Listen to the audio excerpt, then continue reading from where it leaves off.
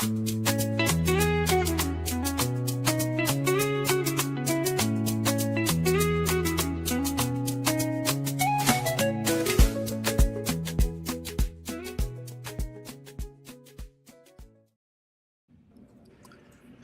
and welcome to Different Perspectives. I'm Paul Ndiho in Washington.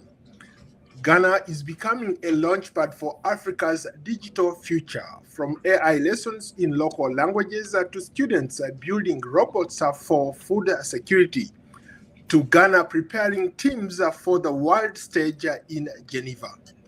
This country is making a serious bet on technology and as a development strategy. On March 27th, students from across Ghana will compete at the Robotics for Good Youth Challenge.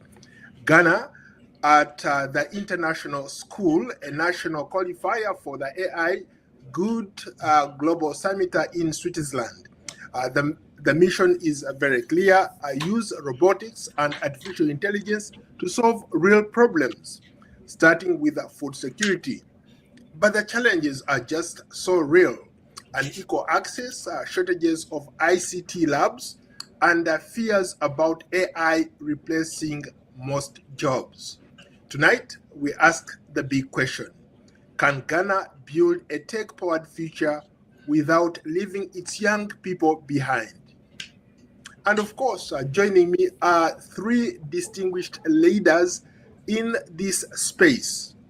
Douglas Aiti, founder and CEO of The Maker's Place. Audrey Tete, a global ambassador at Women Tech. And Emanuela Moses, aka Ella, one of the former students and now also a global ambassador of tech based here in the United States. Ladies and gentlemen, welcome to Different Perspectives.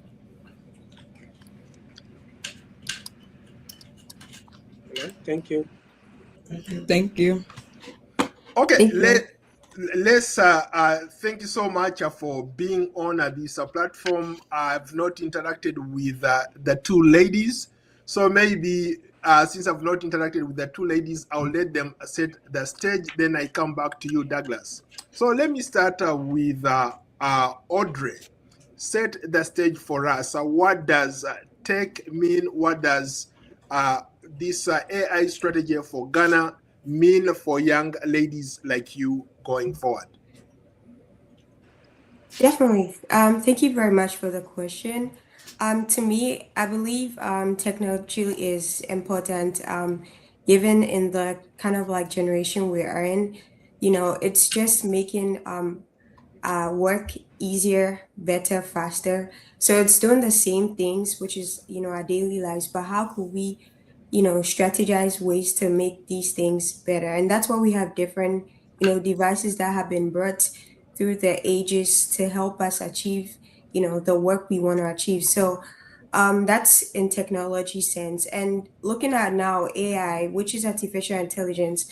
Now, what we're doing is that we're trying to make already these technologies, much smarter, much better, and optimized to help us make these decisions. Because initially, would have to program these devices or these tools we had in the past to do whatever we had to do. It couldn't really think on its own. But now what is happening is that AI is coming using based of previous data or what has been fed into it.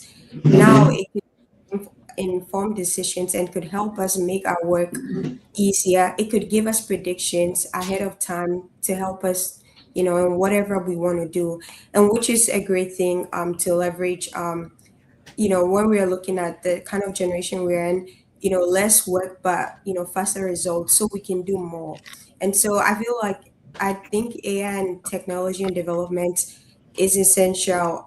We see all, in the global scope, most countries taking it up and we're seeing the improvements, we're seeing the advancements in every single industry. And so this is a good thing for us bringing this on board and for Ghanaians and even ladies taking this app, given that, we could use these tools and help ourselves in whatever aspect or area of life we find ourselves. So.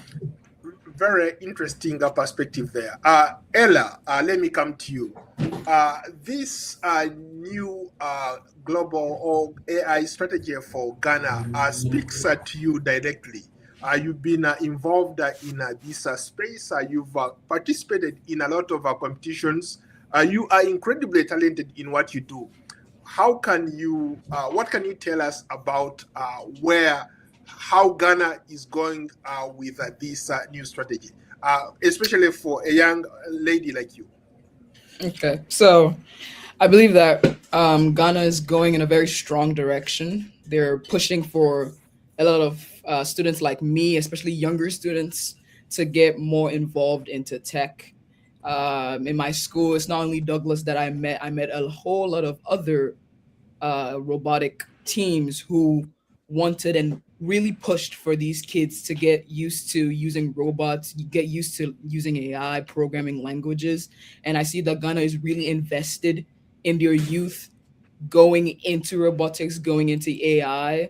And also, if they do very well in that area, if they were to go out into the world, it would really benefit not just the youth themselves, but it will also bring light into Ghana that it's not just one random African country. It's a country with strong individuals who are pushing for innovation as well. So I see it has been a very good impact, and it's good.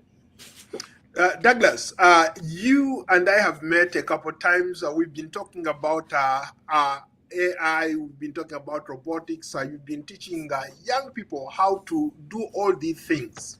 Now, to courtesy to you and some of the other players in this space, Ghana has seen what you guys are doing, and they're trying to encourage more people to do it.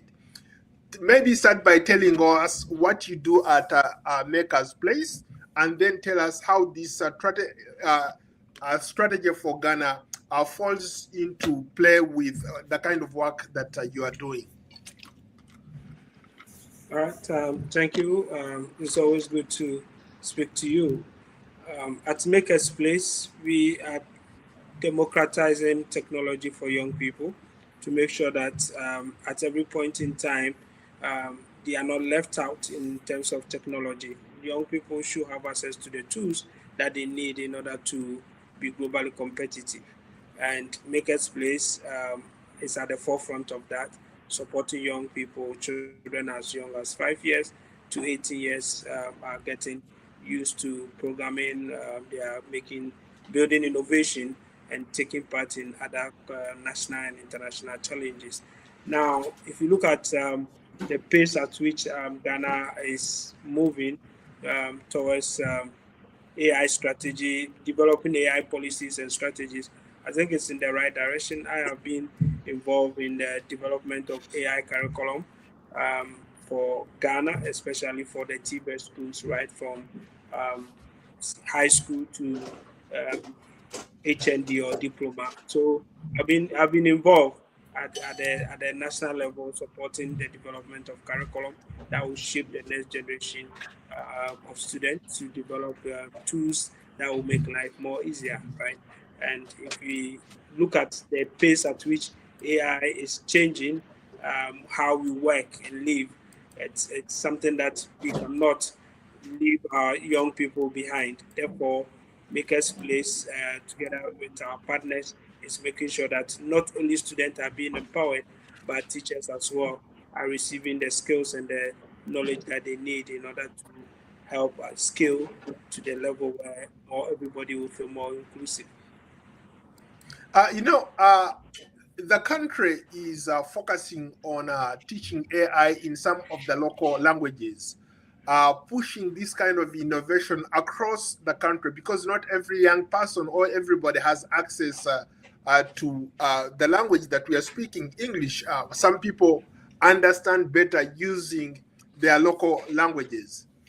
How do we make sure that people from the poorest schools or poorest communities benefit from this resource that the government is putting in place? Okay, so calls like this are in the right direction because we're talking about inclusivity. We want to make sure that no one is left behind. And, language is one of the key barriers that prevent a lot of people from realizing their potential. So if AI can help people uh, translate their culture, their values, their norms, also to other people to learn, I think is the right thing. Otherwise, if you have not taken this bold step by making sure that we convert our languages, then another third party will sponsor other people. If it's not a government of Ghana's initiative, then what will happen is that private individuals will move around villages and communities and talk to people and collect that data and changes our culture and everything. Then now that it's a national thing from the government, what is going to happen is it's going to be well structured, well coordinated to make sure that facts are being recorded and not falsehood. Because in the next decade, what is going to happen is that young people are going to Google everything. They are going to search on the future, on the culture, the norms and traditions. And if you don't take care, if wrong information are being put out there, that is what they are going to consume. So I think that it's a bold step from the government that needs to be embraced by all. And it's not only languages. I'm sure there are other things that government is also taking key interest in, and this is good for Ghana. Audrey, you have been at the forefront of trying to champion this. You've spoken at different forums, you are the good ambassador, I would say, trying to speak about some of what Ghana is doing. How can young girls who are watching you benefit from this program? What is it that they need to do to become like you? Um, so definitely to be, I wouldn't say become like me because like everyone is different, but to be able to get to the peak of things and in the area of tech or wherever it is, I believe that it's looking for the opportunities available and then learning skills, right? So definitely, like we said, the government is looking for it to like place out some of these initiatives, and so it's like how could I participate in some of these things? And once you participate in these skill development, usually there are definitely projects and things you're going to work on. Now, this kind of gives you the exposure, and once you see the impact of which this is, taking you, you want to bring others involved. So it's starting from yourself, learning these skills, and then having people on board, sending the good message to like family friends like about what AI is doing, what technology is doing, learn these skills, and then they also apply that to projects, and that way we can see the development. And so such a great initiative is something I'll encourage people to participate in or to enroll or take courses online that would lean them in that direction. Uh, Ella, I wanted you to maybe to talk to me about access versus excellence.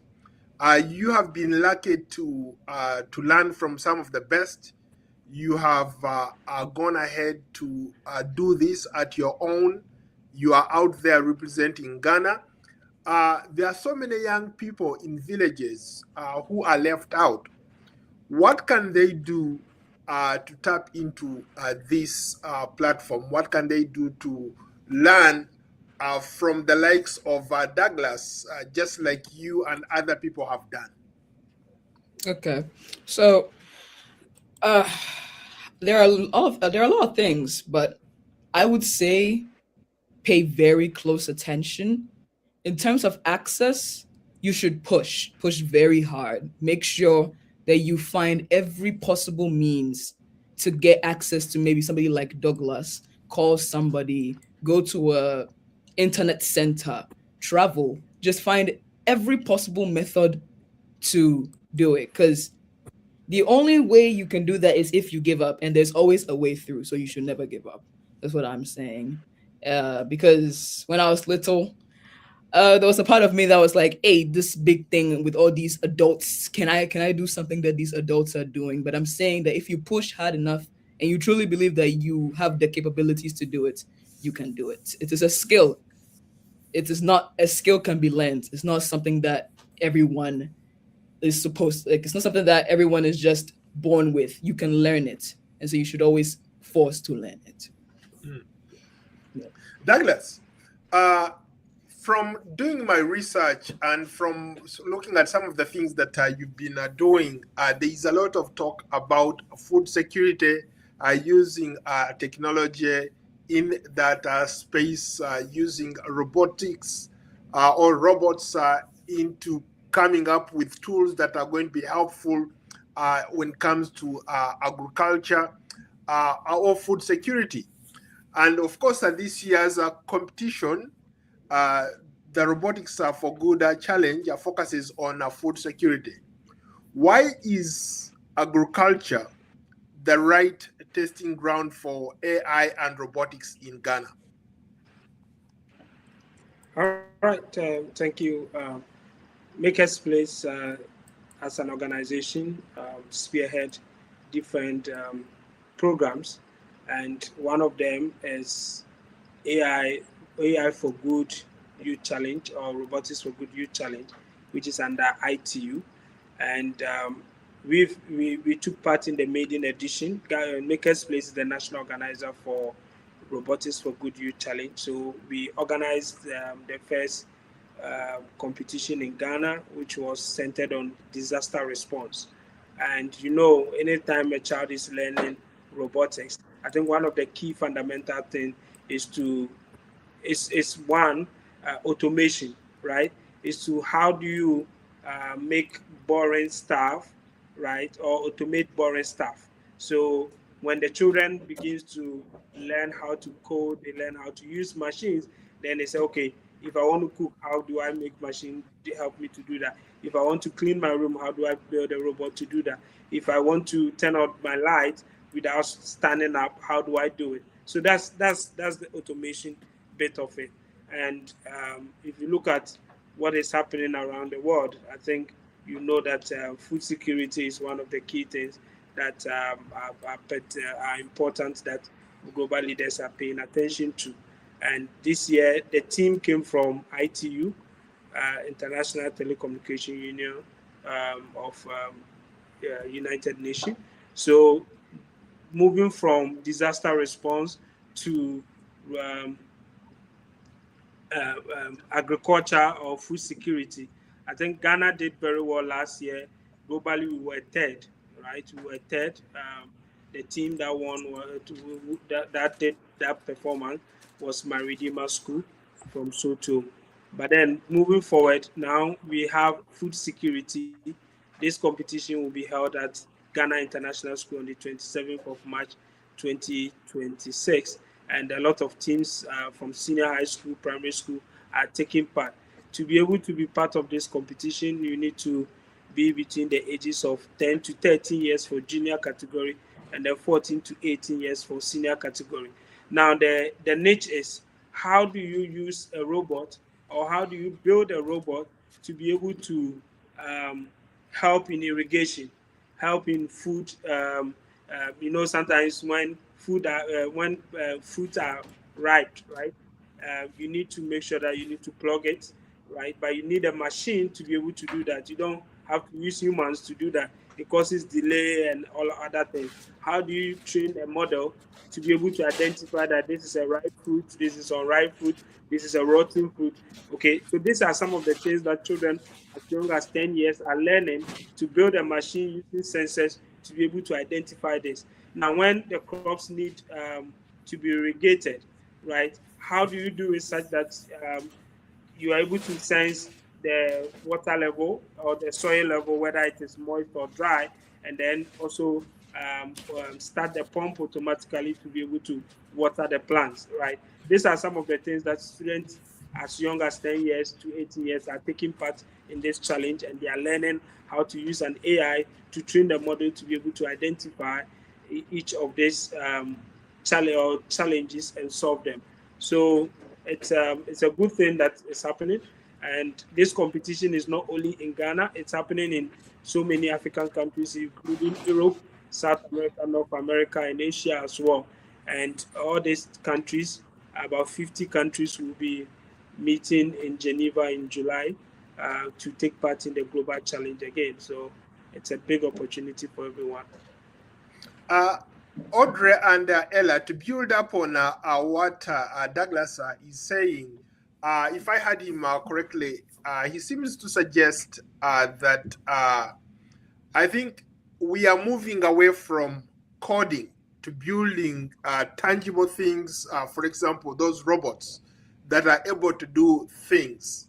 Uh, and this can be seen maybe across the world.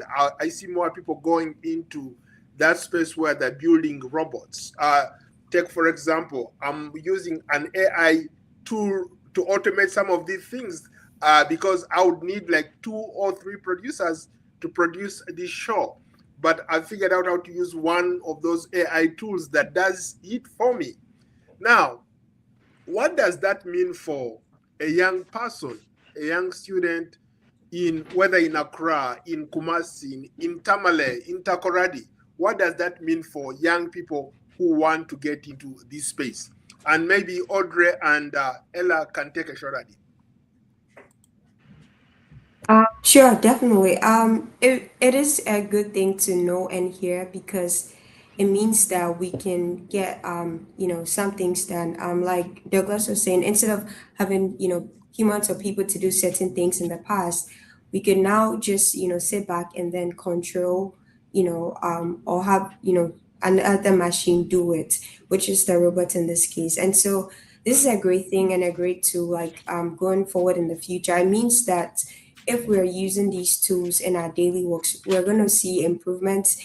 And I feel like this is going to help, Ghana in places where, in where we have like infrastructure deficits, so we can build upon those things and then match up to the development, in these advanced countries. Because what is making them where they are is more of their technologies and information, meaning that we could reduce the time load because like if it's to harvest or to do certain things, you may need like 2 3 people, five, and then it's going to take you a long time. But now we can get that load done quickly and then focus on bigger projects, and this overall would help boost like our revenue, government, everything. And so to me this is a great initiative and thing happening, which is AI and technology. And I believe young people could take advantage of this and then utilize it in their everyday work or operations. Ella, I want you also to weigh in, but before you weigh in, when I've talked to a lot of young people out there, they talk about lack of access, lack of resources, or places where they can sit down and learn these skills. From your perspective or from your experience, what can you tell those people? What places are there where these young people can go learn some of these things? Okay, so what I would say right now is, like, as now that I've grown older, I see that there are more places being built currently. So what I would say would help a lot is research. Research is a very big thing, I would say. And if you have access to the internet or anything like that, you can use YouTube. YouTube is also a very good resource. And there's a website called instructables.com. Is also another good resource. There are lots of websites out there that you can go to that will teach you, some for free, a lot actually for free. And other two will give you resources that will help you to, let's say, learn how to program, how to make a simple project, tell you how you can even make it from scratch with limited resources. So what I would say is that research is a very key thing. Now, if there are multiple different ways to research, you can go into your schools, you can go into your communities, you can talk to people of higher people in higher places, maybe advocate for them to make more research areas, maybe more places, show how a person can actually go there, encourage building. And I'm happy that Ghana is actually encouraging AI technology so that these people can also have easier access to these resources so that they can pursue their goals, because it has helped me a lot, even in my thinking. Because this just doesn't help the country; it helps the user or the human as a person, helps the youth as a people, because it teaches them how to think thoroughly, how to think critically. So I think it's very important, and that research is a very good tool and skill to learn if you want to know how to work Douglas, with AI and stuff like that. sorry, Douglas, you Yes. have been doing this for a while. I'm curious to know, like, when these young people come to you, what is on their mind? What is driving them to learn these skills? Or if somebody wanted to take on this path, what would you tell them? If parents are confused, they're like, oh, this person is wasting too much time playing with computers, what would you tell them from an instructor's point of view? You've been teaching a lot of young people. I don't know if every single person who comes in has that skill, or they're starting from scratch. So again, there are people who are not familiar with this platform, or what Ella is talking about, doing research. How can you help them? All right. Thank you so much. Ella is a typical example of what Maker's Place stands for. She has the passion, she had the interest. The mom looked for me because Ella wanted to. She liked to figure out things, and the mom was looking for someone or an organization that can help her grow. And then luckily she came to Maker's Place, and there she is now. She's doing very well, moving from Ghana to the US, and she's doing well even in her class in terms of what she knows. Right. So Ella is a typical example. Audrey and I have been going to schools to talk to them about the need for them to get them into STEM education. And it's been back and forth. But yes, gradually, schools are adapting and accepting what Maker's Place is preaching, that is important for young people to get into it. Now, when parents are thinking about where a place for their children to learn these skills, or children that have keen interest, not all children have the knowledge to be um, have all the knowledge, right? What they know is sometimes they are curious. Some children are curious, others are doing well academically, others are not. But then when it comes to um, their technical skills, they have it. But then they don't have a place where they can grow it, build it up to be able to realize that, oh, this is my potential, this is what I can do, and this is how I can improve it. That's why Makers Place exists, to support those children. And parents brings their children because sometimes the Saturdays children are at home. What are they doing? This is an important time for them to learn a skill while staying at home on weekends. So on weekends, the parents register their children to come to our innovative space in Accra, a very nice space where they get to use the technology, not just theory, but now whatever theory they've been learning in school, and they get opportunity to do a hands-on thing and get opportunity to also take part in national and international competition. Now, what we are addressing is not only for elite schools or elite children. We are also talking about children in rural and underserved community, where we're doing a lot of advocacy outreach program to help them to also be part of this. Now, the good thing is that as part of the Robotics for Good Youth Challenge, there's going to be robotics and AI training for school for teachers, and we are targeting 200 teachers. Out of all these 200 teachers, at the end of the training, are going to be given training resources so that they can go back to their schools and continue to expand, set up robotic club, right? Set up robotic club and be able to expand the knowledge and the skills to those young people, and be able to also take part in the Robotics for Good Youth Challenge in 2027. So all these kits will be delivered for free, and there's opportunity for teachers out there to take advantage of this and to be part of it. And this is being sponsored by Google and AI for Good. So it means that this program is also solving the challenge of access, right? So schools that are saying, oh, our school is not endowed. We cannot have access to high-end robotic kits. We cannot learn AI. We don't have curriculum. We don't have trained teachers. There's an opportunity for you. 25th of March, there's going to be a training for teachers, and we are targeting the first cohort. We are targeting 200 teachers. This is happening in Nigeria. Ghana is fortunate to be part of the pilot program.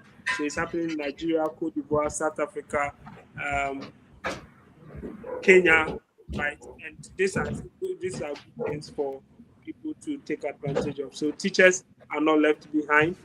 Parents who are looking for a place for their children to learn skills. For me, what I say is that these things, we are not saying that they should do it so that they become engineers or scientists, but they should take it as a hobby. Who knows, it may become a career tomorrow. So let them explore. If they have to learn how to swim, they have to learn how to play the piano. On the weekend, let them get into things like this and build their skills as they keep developing as young people. A quick follow-up before I go to my next question. Do you need special skills to be good at coding, to be good at building robots, to do what you guys do? No, it's, Ella mentioned that it's a skill. It's not a talent or a gift that is for special people. It's for everyone, right? As far as you can read and write, you should be able to learn how to code. Now, coding has become a basic literacy that if you have a school or you have a child who is 5, 6 years old and they are not getting it to learn how to code, then it's going to be a challenge for them, right? Because students move through the ladder and they get to the university, and this is the first time sometimes they are going to learn how to code. It becomes very difficult for them, right? So we've been doing this for the past 7 years. We've seen children develop and move on to senior high schools and perform better. Others have moved from the university to go to graduate school and all of that, and it's helping them. So if your child is not getting into this technology, as a parent, I think it's important that you encourage them. One, children enter it they venture into this one to play. They think like, oh, it's fun, we need to get into it. But then as they get into it, and it's getting a time will come where they need to start thinking, because coding teaches you how to think, robotics teaches you how to think and solve problems. So when their mind is being challenged, that is when children feel like, oh, it's boring now, I don't want to do it again. This is where they need a parent, they need a school to encourage them that, yes, because you've gotten to a point where you are not doing the basic stuff or the DIY anymore. It's about time that you start to think, you start to research, you start to watch some videos and see what other people are doing and be able to be inspired to do it. That is why we add competition, so that when these children get to the world stage and they meet other children from different countries, they get encouraged to see that, no, it is not only peculiar to me, but there are other people elsewhere who are already getting into this. So we preach global competitiveness throughout our program. I wanted to go back to the point, all of you have touched on it. You talked about this could be a career, this could be a new skill that takes you places, opens up so many doors for you. But there are those people who are concerned out there. For example, the UN and the World Economic Forum warn that there is potential for AI to disrupt jobs that we do, whether it's in banking, in healthcare, the office jobs that we do. Now, for you people who are into this space, how do you prepare young people for that job that doesn't exist? All right. I would like them to speak and then I'll add up. But if you want me to go Sure. forward, I can do that. Okay. I don't believe that AI or robotics or automation is going to take or replace human, right? What it's going to do is going to help those who who used it to be more efficient and effective, right? So in the future, yes, you may have a secretary job, but then the one who uses technology will be able to perform more tasks and earn more, because it's now going to be more of a performance-based contract you are going to sign. So can you deliver the contract? Can you deliver the work on time? So if you are not using the tools, then what is going to happen is that you are going to delay, and then you are not going to get more money, right? So automatically, if the customer is not happy with what you are doing, your work, because you cannot deliver on time, then they are going to move on to the next person. So those who use the technology are going to be the people who are going to take or lead the future. Therefore, it is not for you to say that, oh, I'm not interested in technology, or it's not for me, or not. You have no option than to get on board, right? We have to encourage young people to start using technology, start using, because they already know. We are talking about Gen Zs who already know how to use devices already. What they need is guidance. So if sometimes parents complain that, oh, my child is always on YouTube, my children are not learning because of the devices we have given to them, and then therefore I'm taking devices from them. The reason being that you've given them devices, you've given them internet, but then you've not shown them what to do with it. Therefore, it has become a TV for them. The laptop has become a TV, the phone has become a TV, and all the gadgets you are giving to them, because you have not given them a sense of purpose. If the child knows that I need to learn how to code to build an app, why should they be going to watch any pornographic movie things on the internet? They will focus on learning, watching videos, reading books that will help them to develop the app, right? So it's more about changing the pedagogy to make sure that we are focused on problem-based learning that encourages young people to think beyond memorization, right? So AI will not replace you unless you allow yourself, right? Unless you decided not to upgrade yourself, you decide that you're not going to be a learner, but you are just going to be there than to be replaced. But as far as always up to date, learning, and being at pace with what technology trends in technology, and I'm not sure you should be afraid of what the WEF is preaching. How about you, Audrey? Emanuela, is it possible to mute your mic a little bit? There is some feedback coming back. Okay.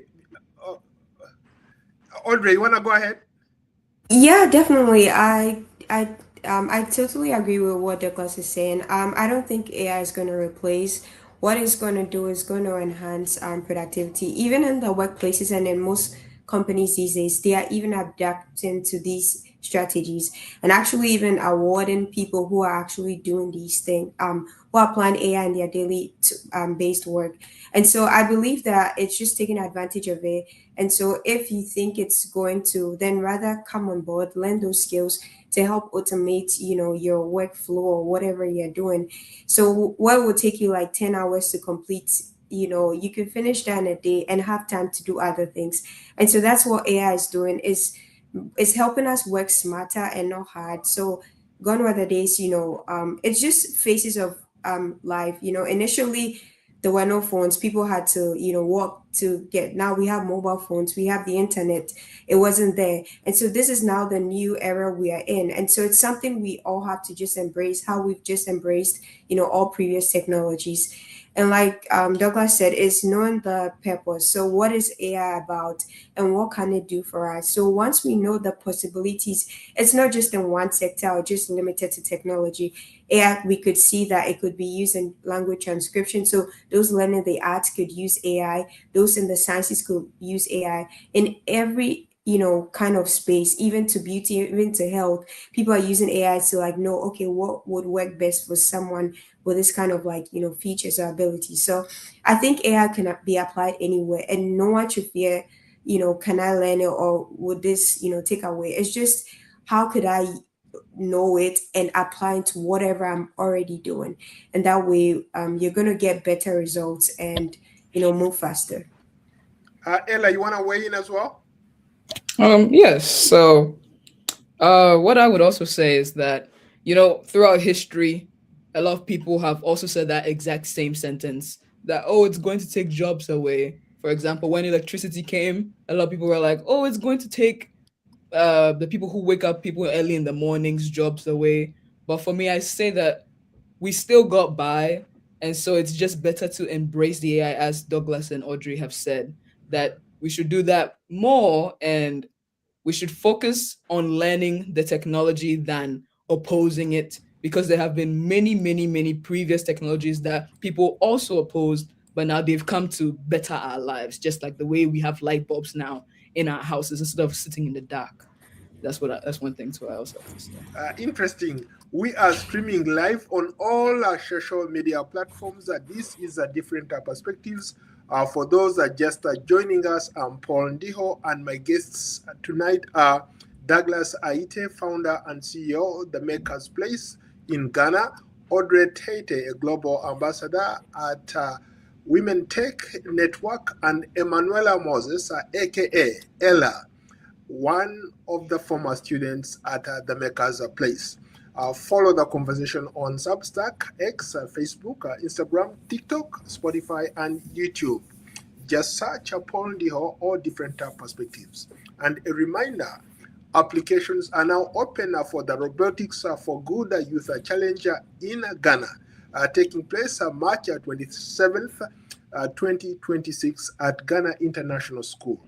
This national competition organized by the International Telecommunications Union, the Maker's Place, and Google will select Ghana's teams for the global finals in Geneva. Applications are closed February 27th, 2026. Let's continue. Let's go to the teachers. I think it was you, Douglas, who talked about training teachers. What does this mean, especially now with AI? Some students are using AI for papers, for research, and doing all sorts of things. Where do teachers come in? Okay, thank you. There's a myth that goes around that says that teachers will be replaced. Teachers will not be very useful in the future. I think I differ that you cannot do away with teachers, because if you want to hop on to AI now, you need the fundamentals. You need the fundamentals in your domain, right? So if you are going to use AI for finance, you must have the fundamentals in finance before you can apply AI to it. If you want to use AI in medicine, you must build the fundamentals in that before you can use it. If you want to apply AI in law, you must have the fundamentals before you can apply it, right? Otherwise, you accept whatever is given to you, and then you be ashamed when people read it and they say, "What are you saying?" Because this is not how it's supposed to be, right? So teachers are going to be there. Now we don't say teachers; they are facilitators, right? They are experts in the process. So they are going to be the guide in the future.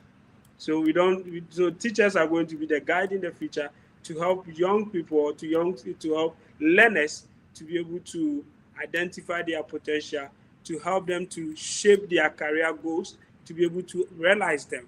So what we're trying to do is that we don't want to move to an era where, as a service provider, we interface directly with the student, and we are building their competencies in AI, robotics, 3D printing, 3D modeling, and so on and so forth, electronics, and then the teachers are left behind.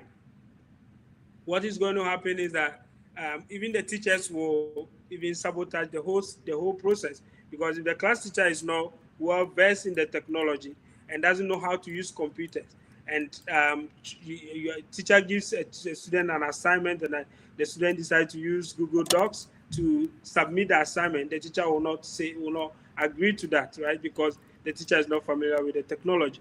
Therefore, what I believe we need to do is to make sure that our teachers are not left behind. We need to train them as well so that they can lead the facilitation, because Makers Place, Innovators, and other leading organizations that are supporting young people or championing the advocacy for STEM education and AI across the country or in the world cannot do it all, right? Because the teachers are always with the student from morning till afternoon or evening. So we need to empower the existing teachers as well to build their competencies in order to deliver that competencies that we want to see in those or the proficiencies we want to see in those students.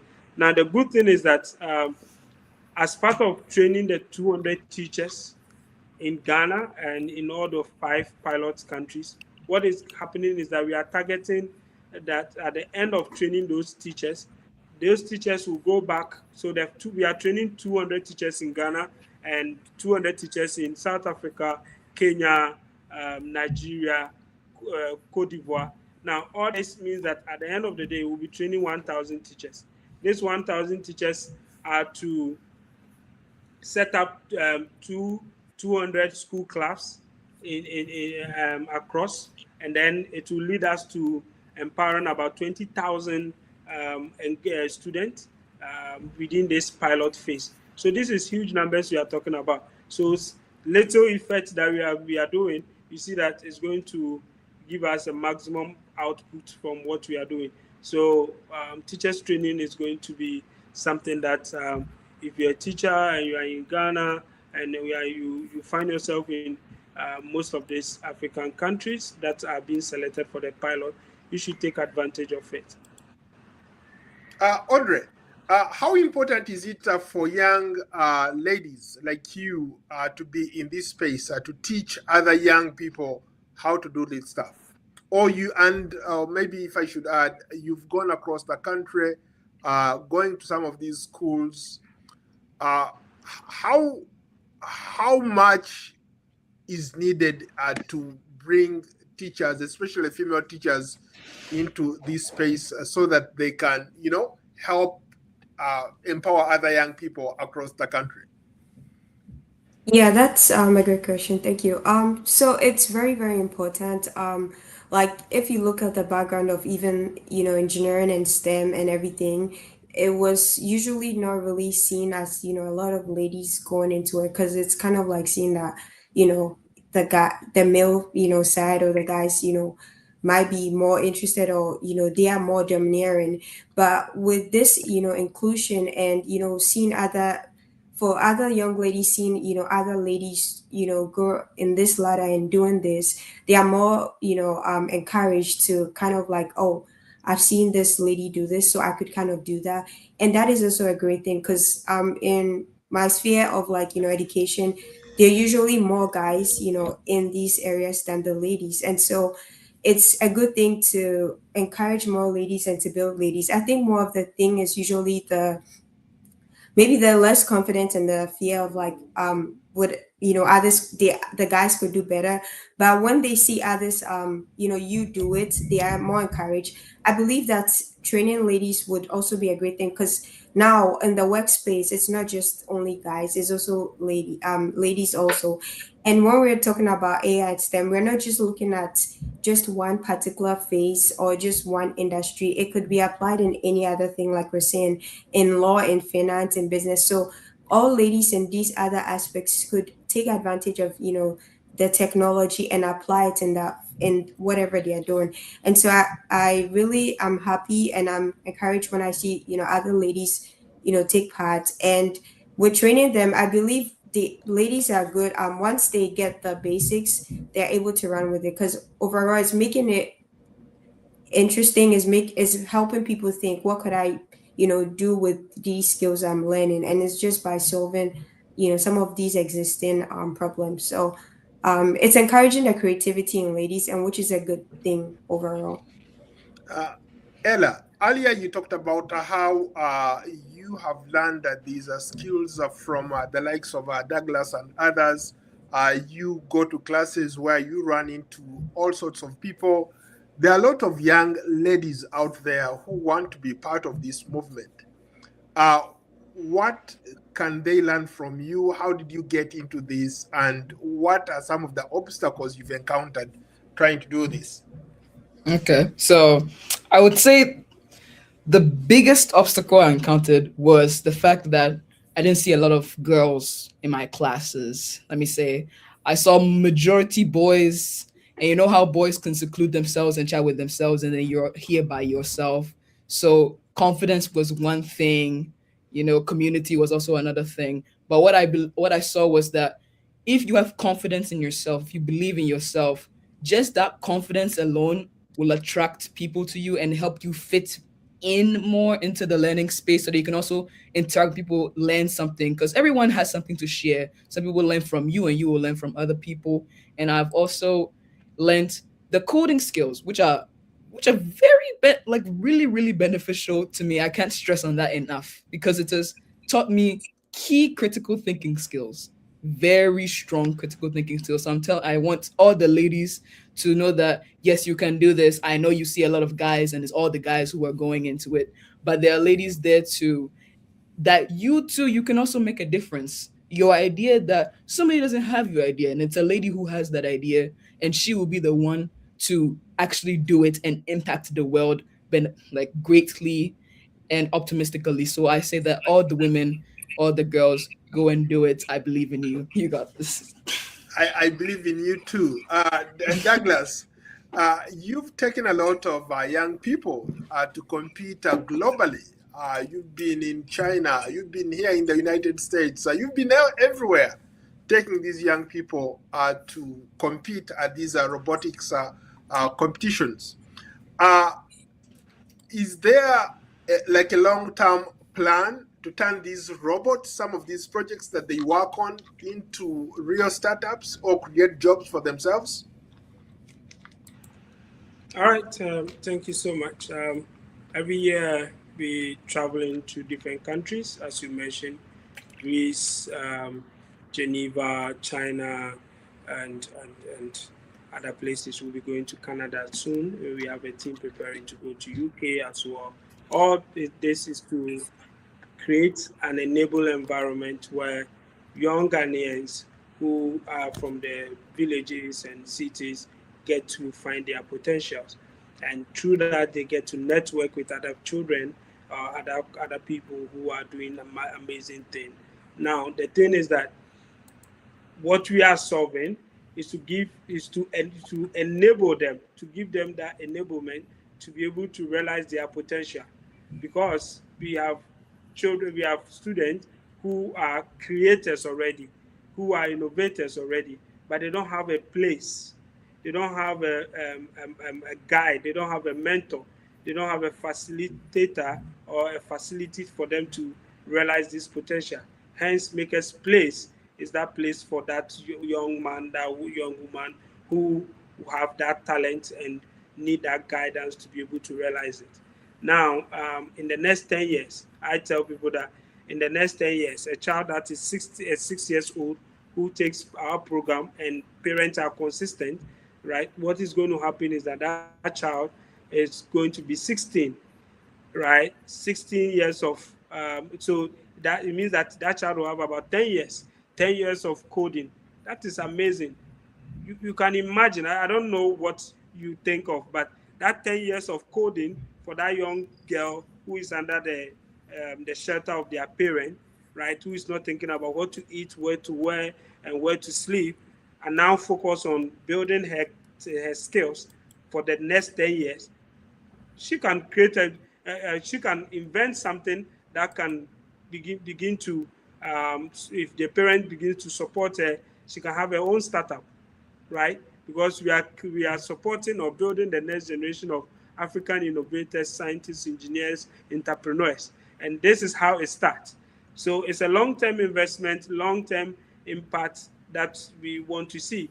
So the one who is 10 years old will be 20 years, will be even out of university or will be graduating from the university, may invent something, right? So we also trying to tell people that um, communication, critical thinking, collaboration is one of the forces that we are talking about in the 21st century.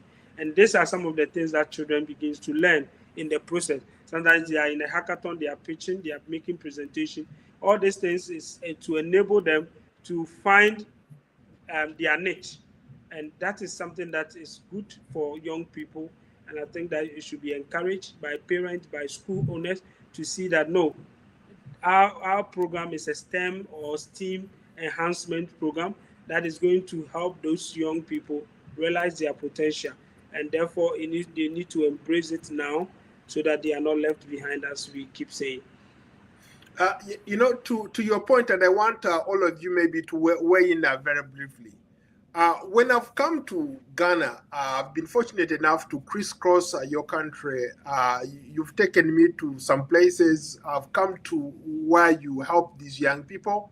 But when I've gone across the country, I run into issues like lack of infrastructure, lack of internet, lack of places like the Maker's Place, right? In those rural areas. How are those young people in those areas benefiting from some of these programs, or what can be done to even out that playing field? Okay, access to digital skills, access to digital tools, But right? how? They don't have It's electricity. everyone's. Yes, it's everyone's responsibility, right? Nowadays we have alternative energy. As far as there's willingness, there's funding, there's support, those children can still be able to learn, right? Because the technology already exists. Right. The problem that we are talking about, there's already a solution.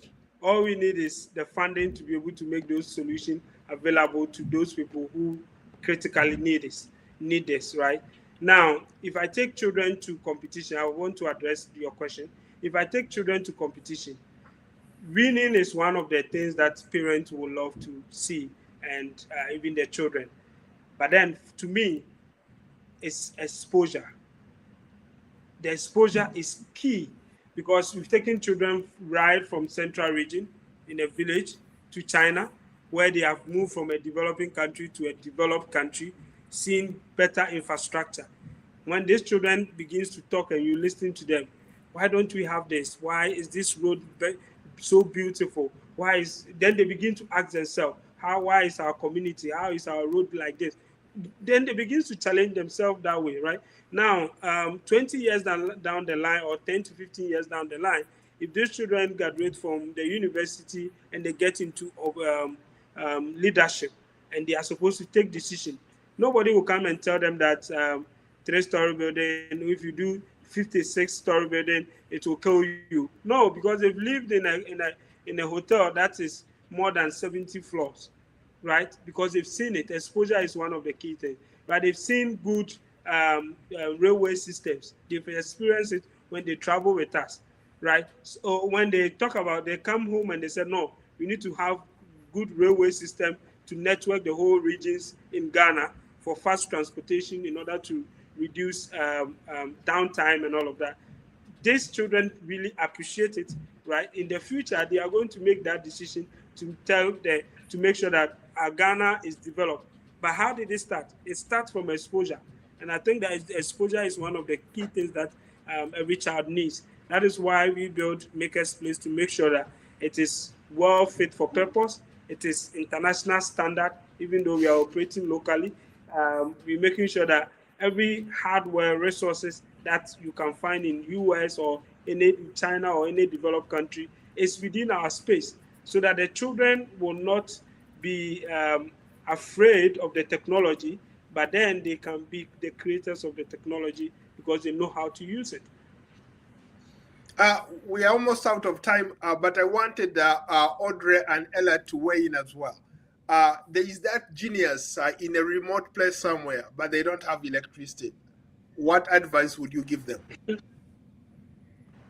So what advice I would give them is, one thing I've also seen is that, you also put in the work and determination, because, I mean, always not everything will definitely work out like to how you want it, but you have to find out, okay, what can I do? Are there, local, is there a local, IT facility or something nearby? Is there, and then, investing into yourself, like, okay, could I go there and then take that time to like learn, So I believe, and also you also playing a role, because people and the government could do everything, but you have to also like put yourself out there. And so one thing I encourage them wherever it is, keep doing what you're doing. Try to utilize what you have, and if you can connect to any nearby spots where you could that would help you do that. And that way, one way or the other, as you do those, you know, something, someone's going to notice, you know, there's going to be help, and then you're going to see that progression. So Ella, Okay. So yeah, I'm not. What Audrey and Douglas both said are good. You know, the yourself. You know, the exposure. But what I also say is, if you can get scraps of any electronic component, anything that could foster electricity, anything at all, just look at it. Even if you can't tear it apart, tear it apart to the core. Because that's how I even started noticing electricity. I would break something and I would look inside and I'm like, oh, this looks very cool. I would, even if you don't have any education, try and reason how this thing could work, or at least imagine how it works and look at it. So I would say tinkering will be your will be should be one of your best friends. Find something, break it apart, look at it, and I think that will help you very much. okay, very briefly, we're almost out of time, but I would be remiss if I did ask you about this program long term. Obviously, Ghana is pushing this, but is there regulation? Uh, as there are some people who say they should have regulation before all this uh, is put in place. There are those people who say, wait a minute, we should stay away from regulation, let the thing play out, and we'll figure out things as they move forward, right? From where you guys stand, how important is regulation, especially when we are talking about AI and the potential disruption of jobs and everything that we know AI can do? All right, so I'll answer it this way. If you if there's a box somewhere sitting at somewhere, and people you start putting regulation and say that nobody should touch the box, but then you are asking people, can you figure out what is inside the box? But then you are putting guardrails to prevent people from exploring to understand what is there. But then you are asking them questions about the things that they don't know, because you can only know it when you discover it, when you explore to discover, right? So I think that we shouldn't be rushing into setting up regulations to guardrails to prevent people, because there are majority of the people who will not even dare. One, they don't want to do it again, and two, you are setting up guardrails. Don't do it this way. Don't do it that way. Even they don't even understand what you said they shouldn't do.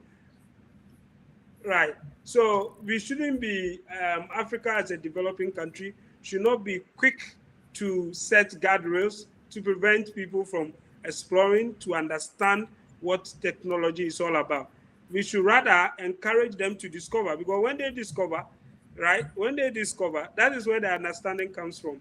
But we shouldn't be at the forefront of setting guardrails to say that don't do this, don't do that, don't do that. A lot of people will end up even not even daring or attempting it at all. And we will end up 10 years, 20 years down the line to ask young people, why is Africa not developed? Why is are we not? Why are we becoming consumers of technology? When in at home, we don't want our children to touch the phone. We don't want them to, even when they take the TV, they want to go closer to the TV, say, hey, they know, stop, you destroy it, right? You kill all this curiosity. Children are being beaten because they've opened something to figure it out, right? And at the end of the day, we expect them to be genius when they have not even thinking, they've not even explored anything. So I think we should be moderate on the guardrails and allow young people to explore. I think that way we'll be able to understand the technology, because one, we are not the inventors of the technology. So our only bet is to explore it deeply to be able to discover what is in within, what it's made up of. Very briefly, Audrey. same thing. Do agree with Douglas. I feel like we should give people the opportunity to know what it is, and then from there we can not necessarily put people, but based off their knowledge, then let them use that for good. And that's why, we have this initiative, AI for good, not for other things, but to see how we could solve problems. So letting people know and then seeing how they can apply this into their daily lives. You have the last word, Ella. Okay, so yeah, I'm just going to touch up on what Douglas and Audrey said, that we should be careful and we should take our time putting guardrails, because we'll just discourage people from doing it. Somebody say, "Oh yeah, then I don't want to do it anymore since it's so difficult." And we need to know what the problem is before you can actually figure out a guardrail. So best to explore and then make the regulation. That's what I would say. So that's just my take. I will end this on a very funny note. Where I come from, there is a saying that curiosity killed the cat. I guess we'll leave it there. We'll continue to monitor. I think we need to this. change it. Eh?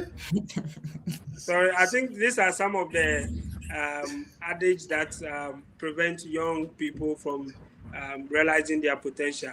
I think some of these things we shouldn't encourage it within our communities and things, right?